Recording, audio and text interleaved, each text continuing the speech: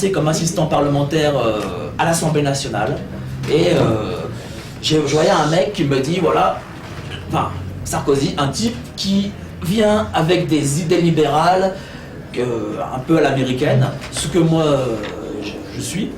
Et donc j'étais content de faire campagne pour un type comme ça qui va faire bouger les choses en France, parce que j'en avais marre de Jacques Chirac et du socialisme ambiant et du fait que dans ce pays on ne peut pas entreprendre, qu'il y a des carcans partout, que l'administration gère ce pays. Et voilà, je voulais un mec qui fasse bouger les lignes. Donc j'ai fait campagne pour lui comme un forcené. En plus moi je suis du 93, de Seine-Saint-Denis, là où le Parti communiste fait 80%. Bon. Et donc j'ai fait campagne pour lui, il a gagné, et vous êtes déçu. Et sachez que la politique, pour en vivre, il faut avaler plein de couleuvres. J'en ai avalé une, la première, alors qu'on n'en a jamais parlé, l'ouverture à gauche. Bon, je me suis dit, disons que l'ouverture à gauche, allez, c'est stratégique, pourquoi pas. Bon. Après, le RSA. Bon, là j'ai dit, bon, pourquoi pas, il faut montrer que à gauche on n'est pas des méchants capitalistes, pourquoi pas. Mais, à droite. Même moi, j'ai perdu idéologiquement. En fait, à chaque fois, tout le temps, nous allions sur le terrain de la gauche. Chacune de nos interventions était sur le terrain de la gauche. Et je peux vous dire, j'ai travaillé sur l'ordonnance 45. L'ordonnance qui régit la délinquance des mineurs. On était très dur devant les caméras, on disait oui, la délinquance ça suffit, il faut mettre les mineurs en prison parce que c'est pas des petits caïds qui vont faire leur loi, et puis bon, il faut nettoyer les cités au Karcher. Oui, moi j'ai cru à ça. Mais le problème, c'est que il y a la caméra, il y a ce qu'on dit à la télé, et puis après, il y a le Sénat, l'Assemblée nationale, les couloirs, il y a la commission des lois, et en commission des lois, ben, vous comprenez, on ne peut pas dire qu'on est pour la minorité pénale à 13 ans. Il faut savoir par exemple que ce sont des sénateurs UMP qui ont été contre la minorité pénale à 13 ans. Ce n'est pas la gauche, c'est nous à l'UMP. Et donc, pour conclure, je voulais dire que nous avons perdu la droite, enfin moi je parle en tant que UMP, je pense que nous avons perdu, enfin je suis sûr que nous avons perdu idéologiquement la bataille contre la gauche. On est obligé sans cesse de courir après la gauche, et les gens le ressentent. Et pourtant les gens ne sont pas de gauche, les gens sont devenus conservateurs et radicaux. Quand vous voyez les gens dans les marchés, dans les porte-à-porte, dans les pavillons, les gens majoritairement en France ne sont pas de gauche, ils ne sont pas socialistes en tout cas, et ils ne sont pas bobos. D'ailleurs, c'est l'erreur aussi que fait la gauche, c'est d'avoir repris l'idéologie des bobos, qui n'est pas, et d'avoir pris, comment dire, d'avoir voulu de draguer, d'ailleurs la Fondation Terra Nova le dit bien, de vouloir draguer les banlieues, les jeunes de banlieue, plutôt que les ouvriers. Nous avons arrêté de draguer les classes moyennes, c'est-à-dire nous avons arrêté de parler pour eux, malheureusement pour aller sur aussi les terrains de la gauche, sur le progressisme. Je vais vous dire une chose. Pour conclure, vraiment alors. Ah, bon, bah, c'est tellement de choses à dire sur la gauche. Il y a encore 5 minutes derrière de il y a des questions. Donc, je ne veux pas dire si la gauche c'est le bien, le mal. La gauche a fait beaucoup de mauvaises choses, et je suis contre la gauche, je combats la gauche. Parce que ce n'est pas mon idéologie première. Maintenant, je pense qu'il y a des hommes, et les hommes à gauche font des erreurs, et font les erreurs qui font que notre pays n'avance pas, que notre pays est plein de carcans administratifs surtout, et n'est pas préparé à la mondialisation, n'est pas préparé à lutter contre, comment dire, contre nos concurrents, internationaux. Et alors je sais pas de quelle gauche on va le voir. Quelle gauche vous êtes, mais Oh mon Dieu.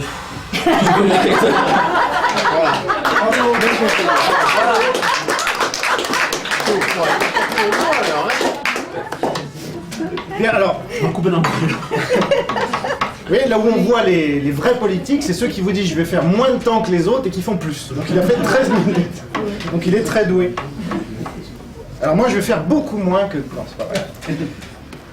Alors, ce que je disais à Christine, juste en m'asseyant, et elle vous confirmera que je ne mens pas, c'est que c'est la première fois dans ma vie que je suis en situation de majorité. Dans une situation de majorité dans une conférence.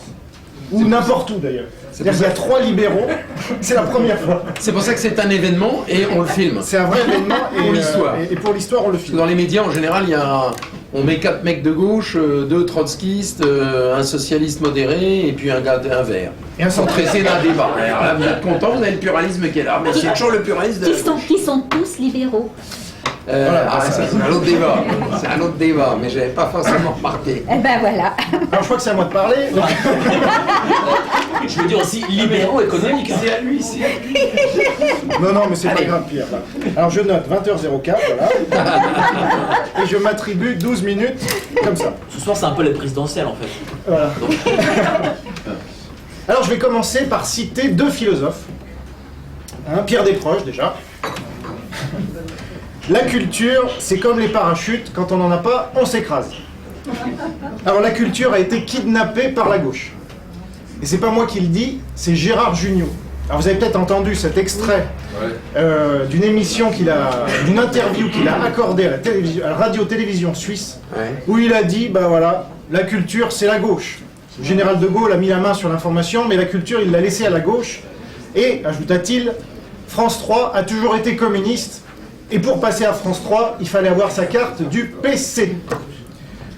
Une telle déclaration dans n'importe quel pays démocratique, étant donné que le communisme est, à ma connaissance, un totalitarisme responsable directement et indirectement de 100 millions de morts, quiconque, et surtout quelqu'un de connu, fait cette déclaration n'importe où dans un média dans le monde, en Suisse, en France ou ailleurs, mais lui il la faisait en Suisse parce qu'évidemment il l'a dit dans l'interview, ça je peux pas le dire en France, mais il savait pas que Enquête et Débat l'écoutait aussi. Eh bien cette déclaration provoquerait un tollé immédiat. Tous les médias relaieraient cette déclaration, il y aurait le président de la République qui viendrait à la télévision en disant « Attendez, on va régler cette affaire, on va faire un audit. À France 3, y a-t-il une mainmise du communisme sur la programmation? Si c'est le cas, alors on va faire un grand débat national. » De quand date la De quand date-t-il? Ah bah, la déclaration date d'il y a quelques semaines, mais lui il disait, dans les années 70 déjà, on ne pouvait pas passer à France 3 si on n'avait pas notre carte au PC.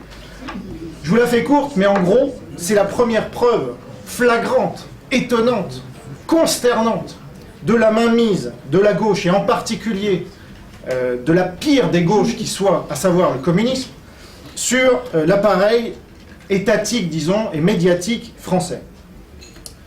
La deuxième citation que je voulais vous donner, c'est celle de Voltaire. Voltaire, comme vous le savez, disait « écrasons l'infâme ». Mais il le disait pas à propos de la gauche, qui n'existait pas vraiment à son époque, il le disait à propos de l'Église catholique. Et je crois que nous avons à nos côtés quelqu'un qui se réclame de Voltaire, en ce sens-là en tout cas. Eh bien moi, Dans tous les sens. dans tous les sens. Eh bien moi, je dis qu'aujourd'hui, il faut écraser la gauche. Voilà. Quitte à être polémique, mais la gauche aujourd'hui nous écrase. Et il n'y a pas de raison de se laisser faire comme ça par des gens autoproclamés, conscience morale, conscience économique, conscience politique. Et je vais démontrer par A plus B ce soir, comme je l'ai fait dans mon livre noir de la gauche pour ceux qui voudront le découvrir en détail, que la gauche, évidemment, est le camp du mal. C'est le camp du mal. Alors, je vais commencer en vous donnant quelques exemples. Mais la gauche a il faut lui reconnaître cette qualité d'avoir fait croire à tout le monde que le totalitarisme n'était jamais de gauche. Jamais. Vous imaginez, la gauche et le totalitarisme. Or, le nazisme, pour commencer par des choses un peu légères, le nazisme, c'est le national-socialisme. Et je cite dans le livre noir de la gauche, Goebbels, une citation extensive sur des pages et des pages qu'il a données dans son journal notamment, mais pas uniquement, il a donné des conférences entières sur la raison pour laquelle il se réclamait du socialisme. Et il faut savoir qu'en allemand, national-socialisme, donc on dit toujours nazi, national-socialismus, en fait c'est socialisme national. Et Hitler lui-même se réclamait de Marx, mais un Marx, attention, pas internationaliste, un Marx qu'il aurait lui-même amélioré, puisqu'Hitler était meilleur que tout le monde, donc il était prêt à améliorer Marx. Mais il disait lui-même, et ce sont des déclarations officielles que j'ai reprises dans des sources très claires et que personne ne va vous redonner dans les médias, évidemment, Hitler déclarait que Marx, que lui-même, que le national-socialisme allait faire du marxisme mieux que Marx. Donc c'était la référence du national-socialisme, et aujourd'hui, la gauche veut nous faire croire, et la droite dans sa roue, prend sa roue, que le national-socialisme serait de droite, et évidemment d'extrême droite, alors qu'il est de gauche, et même d'extrême gauche. Deuxième exemple, fasciste. Le fascisme, l'accusation, l'insulte suprême que toute la gauche et la droite dans sa roue utilisent pour décrédibiliser, à commencer par ma chère voisine, qui a le courage de lutter contre le fascisme islamiste. Eh bien non, c'est elle qu'on va traiter de fasciste, et c'est moi qu'on va traiter de néo-facho dans le Nouvel Observateur, parce que je remets en cause l'islam qui est fondamentalement totalitaire et d'extrême droite. Mais le fascisme, c'est de gauche. Qui l'a oublié? Certainement pas la gauche. C'est pour ça qu'elle accuse tout le monde d'être fasciste. Bon, ça voilà, c'est fait. Bien, passons au communisme. Et oui, parce que les trois totalitarismes principaux, vu que l'islam n'est pas encore considéré comme un totalitarisme, ça ne saurait tarder, mais le communisme est de gauche, ça j'espère que je n'apprendrai ça à personne. Mais le génie des communistes, c'est de s'être appelé le parti des 70 000 fusillés. C'est d'avoir fait croire qu'ils étaient les premiers résistants. Hein, Guy Moquet, etc. Et la roue de la droite, Sarkozy, Guy Moquet, c'est honteux. Or, les communistes, et je l'explique bien dans le livre noir de la gauche, reprenant encore une fois des sources on ne peut plus claires, ont été les pires collabos, à la fois avec le pacte germano-soviétique de 1939 à 1941, ce qui a libéré le front de l'Est d'Hitler, et puis, en tant que pacifistes, ils ont rejoint, comme l'a très bien dit Bruno de la Palme, Vichy. Parce que toutes ces bonnes consciences antiracistes militaient à la LICA, pour beaucoup d'entre eux. Hein, ils étaient antiracistes parce que c'était bien d'être antiracistes. Et puis quand il y a eu l'occupation par des Allemands antisémites, et bien alors là, ils ont rejoint en masse. Hein, et c'est pas une ou deux exceptions. Non, c'est en masse qu'ils ont rejoint la collaboration. Le ministre de Pétain, qui a mis en place la retraite par répartition, mesure éminemment communiste, était de la CGT, il s'appelait René Belin. Tous ces faits-là et beaucoup d'autres, vous les retrouverez dans le livre noir de la gauche, ce que vous n'entendez jamais dans aucun média, parce qu'évidemment, le premier qui dit ça, déjà il n'est jamais invité. Je dois rappeler ici que j'ai écrit 14 livres. Hein. Je n'ai jamais été invité dans la télévision nationale, et certainement pas à France 3. Et je voyais hier soir... Juste un bémol, je crois même que c'est je le rappelle dans le livre, que c'est le ministre qui signe les accords de Matignon, le ministre SFIO qui va signer les lois anti-juives de Vichy. Oh oui, mais il y en a tellement. Mais je regardais ce soir ou jamais hier soir, et je voyais toujours les mêmes invités, et c'est toujours pareil. On a Rokhaya Diallo, qui a écrit un livre, on ne sait pas pourquoi elle est invitée là. On a Jacques Attali, qui a écrit 100 livres, où on ne sait pas trop, enfin, je ne m'étendrai pas sur le sujet. Voilà. Alors, la gauche est très forte aussi pour s'approprier, pour kidnapper le bien. Parce qu'il y a du bien qui est fait dans ce pays, notre espérance de vie a augmenté, ça a été rappelé, le temps de travail a été réduit, parce que la productivité a augmenté. Mais est-ce que la productivité a augmenté grâce à la gauche? Certainement pas. C'est le contraire. Parce que ce qui fait augmenter la productivité, ce qui donne plus d'avantages sociaux, c'est le libéralisme. C'est pas l'antilibéralisme. Or, la gauche est antilibérale. Qui a oublié ça? Eh bien non. La gauche dit, pérore, les syndicats, c'est grâce à nous. La redistribution. Mais comment redistribuer quelque chose qui n'a pas été créé? Je vais vous citer Jean-François Revel, Alors c'est un libéral, mais il se disait de gauche. J'ai toujours pas compris pourquoi, parce qu'il était évidemment pas de gauche. Mais apparemment, quand on est dans le système, il vaut mieux se dire de gauche. J'ai d'autres exemples que je ne peux pas vous révéler aujourd'hui, mais j'en connais un certain nombre.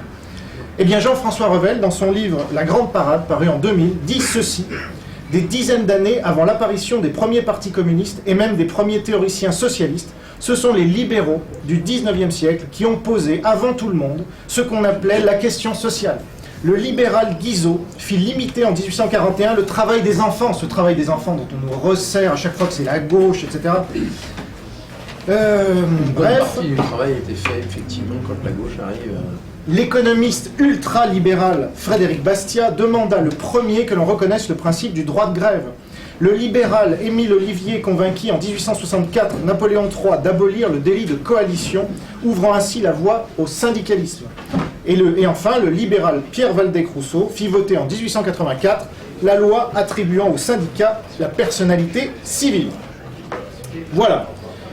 Et je conclurai, je ne sais pas combien de temps il me reste, 20h14, non voilà, il me reste 2 minutes pour conclure, c'est parfait. La liberté d'expression, je pourrais faire très long. La gauche s'en gargarise, mais elle l'écrase, là aussi. Et c'est d'une manière on ne peut plus subtile et vraiment... je ne sais pas, j'ai pas d'art... Enfin, comment vous dire quand vous... Avec une telle hypocrisie, c'est-à-dire vous gargarisez de la liberté d'expression, tout le monde est pour la liberté d'expression, vous ouvrez Libération en 2010, qui a fait un sondage auprès des gens de gauche, quelle est votre première valeur? La liberté d'expression. Et quand notre ami Mike Borowski annonce, à des gens de gauche ou pas d'ailleurs, parce que la droite est de gauche maintenant, c'est ça le problème, qui vient débattre ici, on le traite d'extrême droite, parce qu'il a l'heure de débattre avec quelqu'un qui ne partage pas ses vues. Mais est-ce que c'est démocratique ça? Est-ce que c'est la liberté d'expression? Non. Parce que la liberté d'expression, fondamentalement, elle est libérale, et que la gauche ne supporte pas les idées libérales. Pour conclure, évidemment, je ne pouvais pas conclure sans parler de ce cher François Mitterrand, à qui je consacre le plus grand chapitre dans mon livre noir de la gauche. Parce que, finalement, le plus grand crime de la gauche, si j'ose dire, c'est d'avoir kidnappé la morale, comme ça a très bien été dit d'ailleurs. Et Mitterrand en est le pire exemple. Lui qui a eu la Francisque, qui a été l'ami de René Bousquet pendant tant d'années, qui a caché son cancer, la liste est interminable. Eh bien, vous avez ses amis, Robert Badinter, la morale ambulante, qui déclare, quand Bernard Pivot l'interviewe, et je retranscris exactement cet échange parce qu'il est caricatural. Vous avez Pivot qui dit, mais à Badinter, mais vous saviez pour Bousquet, vous n'en avez jamais parlé avec lui? Et Badinter lui répond, mais monsieur, je ne vous permets pas de vous faire le procès, de me faire le procès de mon amitié avec François Mitterrand. Et c'est tout. Donc, je ne voudrais pas tomber dans la diffamation, mais vous avez bien compris là où je voulais en venir. Enfin, la gauche est morale, et elle a kidnappé cette morale, encore une fois, pour ne pas se faire reprocher tout ce qu'elle a commis. Vous prenez tous les exemples, les uns après les autres. Le racisme. Mitterrand, je suis désolé, ami de Bousquet, on ne peut pas faire pire. La torture en Algérie, avec Le Pen. Le Pen, le racisme, l'antisémitisme, etc. La torture. Qui était ministre de la Justice pendant la guerre d'Algérie et a autorisé la torture, voire légitimé? Et c'est pas moi qui le dis, c'est Jacques Attali, que je citais tout à l'heure, qui disait la seule erreur qu'il reconnaissait à Mitterrand, c'était la légitimation de la torture en Algérie. Et le fait d'avoir guillotiné à peu près 36 personnes sur les 45 cas qui sont arrivés sur son bureau. Voilà. Car ce n'était pas le président du Conseil, comment dirais-je, Coty, qui allait dire oui ou non. Donc on laissait faire Mitterrand, et Mitterrand a guillotiné à peu près 35 personnes sur 46 cas 45 cas qu'on lui a soumis. Voilà. Et pour conclure, je vais évidemment finir par une provocation ultime, mais c'est dans ma nature. La gauche est responsable de la Shoah. Et oui. Indirectement. Non, directement. Alors, la gauche était au pouvoir, ça ne vous a pas échappé, entre 36 et 38. Hitler est au pouvoir depuis 3 ans. Mein Kampf est écrit depuis 13 ans. Tout est dedans. Que décide Blum en 33 alors qu'il n'est pas au pouvoir? Il dit il faut désarmer le pays. je vous cite exactement cette citation sourcée dans le livre noir de la gauche. Que dit Blum quand il reçoit le général de Gaulle en 1936 dans son cabinet? Il dit, monsieur de Gaulle, vous n'avez rien compris, dégagez. En gros, je résume. De Gaulle lui dit, mais il faut armer. L'ennemi est à nos portes. Non. Que fait la gauche en 39-40? Le pacte germano-soviétique. Et oui, donc c'est bien la gauche, sans c'est-à-dire, il y a tout un chapitre que je consacre au manque de préparation contre Hitler. Et ça, il y a bien un moment où il faut que ça sorte. C'est de l'histoire factuelle, complètement tabou aujourd'hui, que ce soit dans les médias, chez les historiens. Parce que si vous dites ça, il faut bien comprendre que vous êtes exclu aujourd'hui de l'université qui est aux mains de la gauche, des médias qui est aux mains de la gauche, et je ne ferai pas la liste parce qu'elle est trop longue. Donc, la Shoah, je suis désolé, ce n'est pas Pétain. Voilà. Il faut arrêter de faire croire que c'est Pétain. C'est la gauche. Voilà. Donc, il faut écraser l'infâme. Merci de votre attention.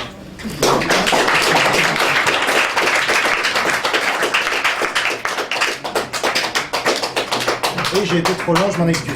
Je passe la parole à... Le timing, J'ai fait 15 minutes. Oh, génial.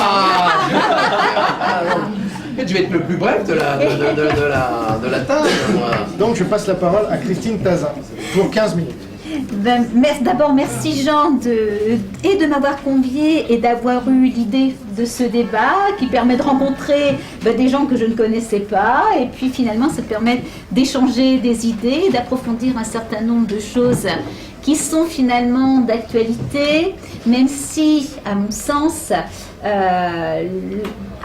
va dire le titre du débat et les enjeux sont un peu à côté de la plaque.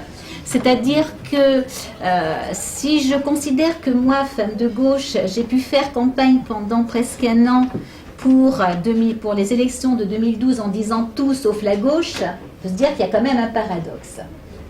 Et donc le paradoxe, c'est qu'effectivement, tout simplement, la gauche, celle qu'on appelle la gauche actuelle, ça n'est pas la gauche, c'est une usurpatrice, et ça n'est pas une raison pour moi pour renier ce qu'est la vraie gauche. C'est-à-dire que n'est pas de gauche ni le communisme, ni le maoïsme, ni le marxisme, et je m'en vais vous expliquer ce qu'est la vraie gauche.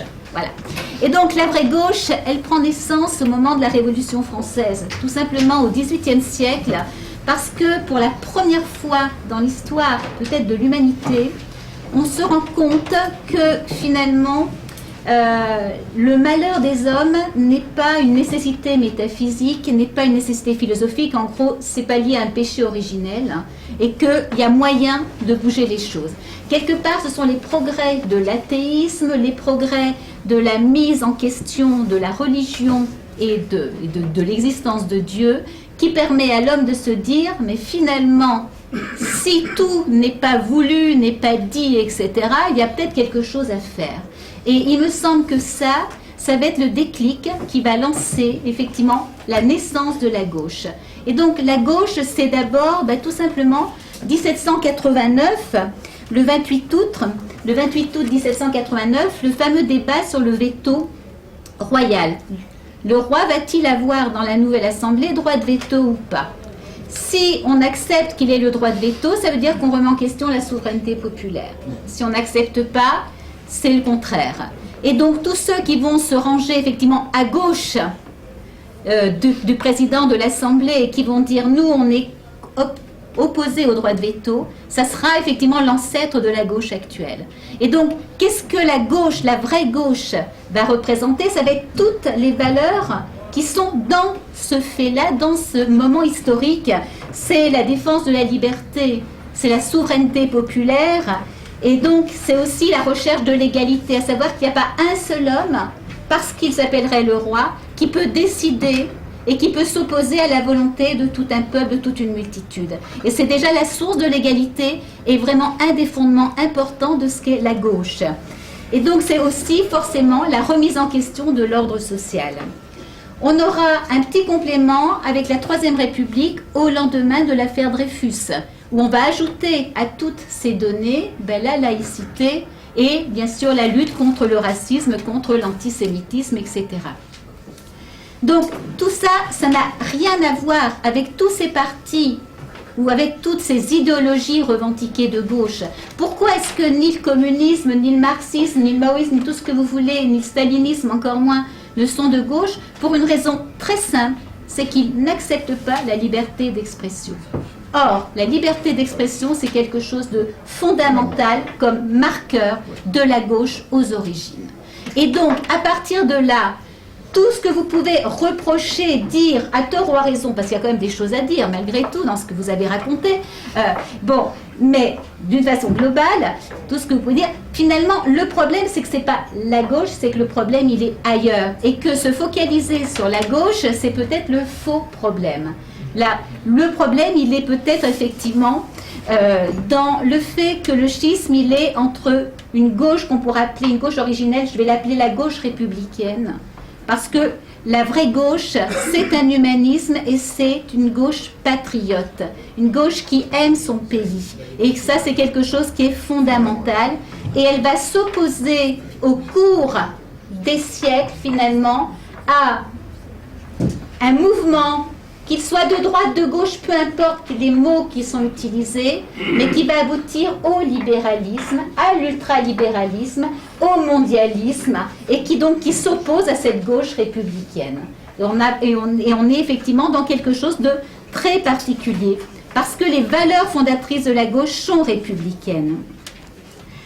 Alors, tout simplement, j'oserais dire que le camp de la gauche républicaine, c'est forcément le camp du bien, hein, à partir de quelques petits exemples. Hein.